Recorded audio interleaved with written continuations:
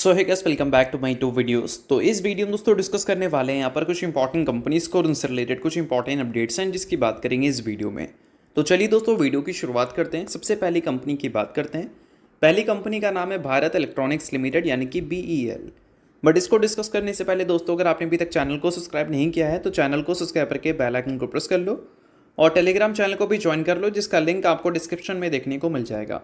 और एक डिस्क्लेमर भी है, जो भी कंपनी से रिलेटेड न्यूज़ एंड अपडेट्स हम लोग कवर करेंगे वो सारी न्यूज़ एंड अपडेट्स सिर्फ और सिर्फ एजुकेशन पर्पज़ के लिए, सीखने के लिए, तो इसको किसी भी तरह का इन्वेस्टमेंट एडवाइस मत समझना। आप खुद से रिसर्च और एनालिसिस भी कर सकते हैं। तो चलिए दोस्तों वीडियो की शुरुआत करते हैं। सबसे पहले बात करते हैं भारत इलेक्ट्रॉनिक्स से रिलेटेड कुछ इंपॉर्टेंट न्यूज़ एंड अपडेट्स के बारे में। सो दोस्तों, आज के दिन भारत इलेक्ट्रॉनिक्स आपको काफ़ी ज़्यादा फोकस में देखने को मिल रही थी। फोकस में रहने का सबसे बड़ा रीज़न क्या है? कंपनी के आज के दिन रिजल्ट हमें देखने को मिले थे। अब रिजल्ट जो कंपनी ने रिपोर्ट किया वो अकॉर्डिंग टू एक्सपेक्टेशन अगर हम देखें तो काफ़ी ज़्यादा बेटर है, क्योंकि कंपनी के रेवेन्यू से मार्केट ने उम्मीद किया था 16% ग्रोथ, बट कंपनी ने उससे 10% ज़्यादा 26% ग्रोथ रिपोर्ट किया है अपने रेवेन्यू में। और प्रॉफिट आफ्टर टैक्स में तो सिंगल डिजिट की ग्रोथ की एक्सपेक्टेशन थी, बट कंपनी का प्रॉफिट आफ्टर टैक्स 18% से ग्रो किया है इस बार ईयर ऑन ईयर बेसिस पे। 1286 करोड़ का नेट प्रॉफिट कंपनी ने रिपोर्ट किया और ये स्टैंड अलोन प्रॉफिट है। और अगर हम बात करें कंपनी के रेवेन्यू के फिगर्स के बारे में तो 5,763 करोड़ का रेवेन्यू कंपनी ने रिपोर्ट किया है, जो कि पिछले साल 4,583 करोड़ देखने को मिल रहा था। तो ओवरऑल हम बोल सकते हैं कि कंपनी ने अपने EBITDA में भी ठीक ठाक ग्रोथ रिपोर्ट की है। अगर हम प्रॉफिट बिफोर टैक्स की बात करें उसमें हमें 19.5% की ग्रोथ देखने को मिली। तो EBITDA में डबल डिजिट की ग्रोथ है, रेवेन्यू में डबल डिजिट की ग्रोथ है, प्रॉफिट में डबल डिजिट की ग्रोथ है, और सबसे इंपॉर्टेंट मार्केट एक्सपेक्टेशन से काफ़ी बेटर है। इस वजह से आज के दिन मार्केट ने काफ़ी अच्छा चीयर किया था भारत इलेक्ट्रॉनिक्स को। अब इसके अलावा दोस्तों एक और न्यूज़ भी हमें देखने को मिल रही थी जिस वजह से भी ये कंपनी फोकस में थी। न्यूज़ ये थी कि कंपनी ने अपडेट किया है एक फ्रेश ऑर्डर की न्यूज़, जिसमें 732 करोड़ का न्यू ऑर्डर कंपनी को रिसीव हुआ है। और ये अर्निंग्स आने से पहले ही न्यूज़ हमें देखने को मिल रही थी, तो इस न्यूज़ से ऑलरेडी भारत इलेक्ट्रॉनिक्स आपको फोकस में दिख रही थी। बट जब रिजल्ट कंपनी ने अच्छा रिपोर्ट किया तो मार्केट ने अल्टीमेटली सेंटिमेंट्स को देखते हुए पॉजिटिव रिएक्शन दिया था भारत इलेक्ट्रॉनिक्स में। तो इस वजह से आज के दिन भारत इलेक्ट्रॉनिक्स की परफॉर्मेंस हमें अच्छी देखने को मिली थी। बट हाँ, ये सारी चीज़ें सिर्फ एजुकेशन पर्पज़ के लिए, इसको रिकमेंडेशन आप मत समझना।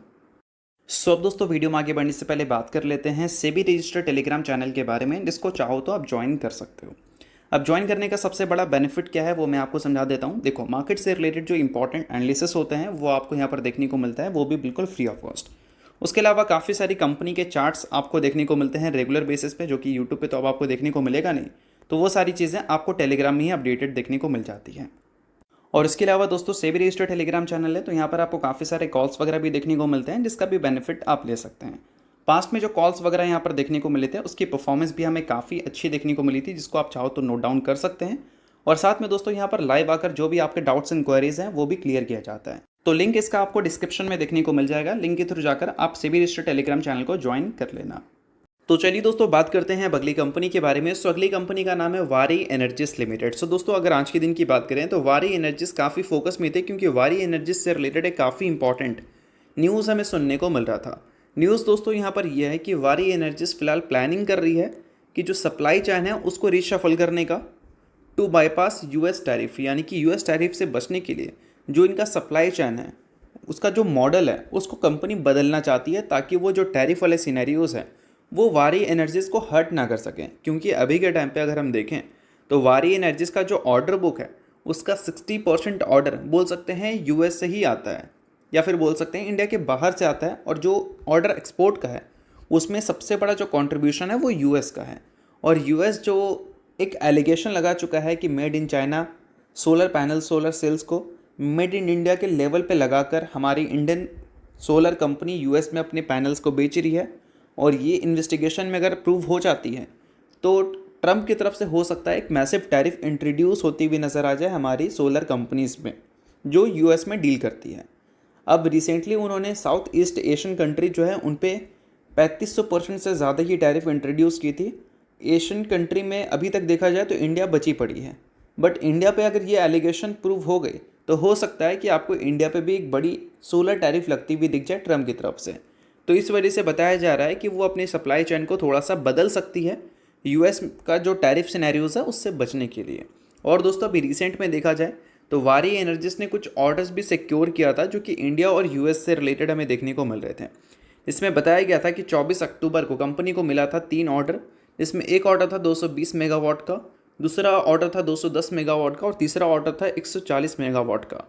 सोलर मॉड्यूल्स की ये बात हो रही है फ्रॉम प्रोमिनेंट इंडियन फर्म, ठीक है। तो ये सारी चीज़ें आप नोट कर सकते हैं जो कि बिजनेस से रिलेटेड बोलें तो काफ़ी इंपॉर्टेंट है। बट हाँ, जितनी भी चीज़ें हैं वो सिर्फ एजुकेशन पर्पज़ के लिए, इस चीज़ को भी ध्यान में रखना। अब बात करते हैं अगली कंपनी के बारे में। तो नाम है दोस्तों CDSL, यानी कि central depository services India limited. But CDSL को डिस्कस करने से पहले दोस्तों, अगर आपने अभी तक सेबी रजिस्टर्ड टेलीग्राम चैनल को ज्वाइन नहीं किया है तो उसको जाकर आप ज्वाइन कर लो, लिंक आपको डिस्क्रिप्शन में दिख जाएगा। सेबी रजिस्टर्ड टेलीग्राम चैनल है तो काफ़ी कुछ मिलता है, लाइक न्यूज़ एंड अपडेट्स की बात करें कंपनी से रिलेटेड हो या फिर इंडस्ट्री से रिलेटेड, काफ़ी सारी कंपनी के चार्ट्स को प्रॉपर एनालिसिस कर भी अपडेट किया जाता है। उसके अलावा सेबी रजिस्टर्ड टेलीग्राम चैनल है तो इनके कॉल्स वगैरह भी दिखते हैं, जिसको भी चाहो तो आप चेकआउट कर सकते हो। तो लिंक आपको डिस्क्रिप्शन में दिख जाएगा, लिंक के थ्रू जाकर बिल्कुल फ्री ऑफ कॉस्ट आप इस टेलीग्राम चैनल को ज्वाइन कर सकते हैं। अब दोस्तों बात करते हैं CDSL के बारे में। सो दोस्तों, अगर हम CDSL को देखें तो CDSL की एक बोल सकते हैं जॉइंट वेंचर है या फिर एक सब्सिडरी है, जो भी आप बोलो। एग्जैक्ट मुझे पता नहीं है CDSL वेंचर्स लिमिटेड सब्सिडरी है फिर जॉइंट वेंचर है, बट ठीक है, जो न्यूज़ है उसकी बात हम लोग कर लेते हैं। Tech D cyber security limited एक लिस्टेड कंपनी है, वो थोड़ा फोकस में रहती हुई देखने को मिल रही थी क्योंकि 55,37,400 रुपये का CDSL वेंचर्स लिमिटेड की तरफ से उनको ऑर्डर रिसीव हुआ था, जिसके बदले क्या होगा कि वो प्रोवाइड करेगी डाटा लॉस प्रिवेंशन और data security posture management licence. उसके अलावा ये मैनेज करेगी professional services for implementation and technical support अगले 12 महीनों के लिए। तो ये न्यूज़ बोल सकते हैं CDSL से रिलेटेड इंपॉर्टेंट है। बाकी अगर हम बात करें CDSL से रिलेटेड और भी कुछ इंपॉर्टेंट अपडेट के बारे में तो वो हमें कल के दिन देखने को मिलेगा, क्योंकि कल के दिन कंपनी के आने वाले हैं Q2 के अर्निंग्स। अब लास्ट क्वार्टर में कंपनी ने जो अर्निंग्स रिपोर्ट किया था वो ईयर ऑन ईयर बेसिस पे कुछ खास अच्छे थे नहीं, Q1Q बेसिस पे रिकवरी हमें देखने को मिली थी, रेवेन्यू एंड प्रॉफिट दोनों में।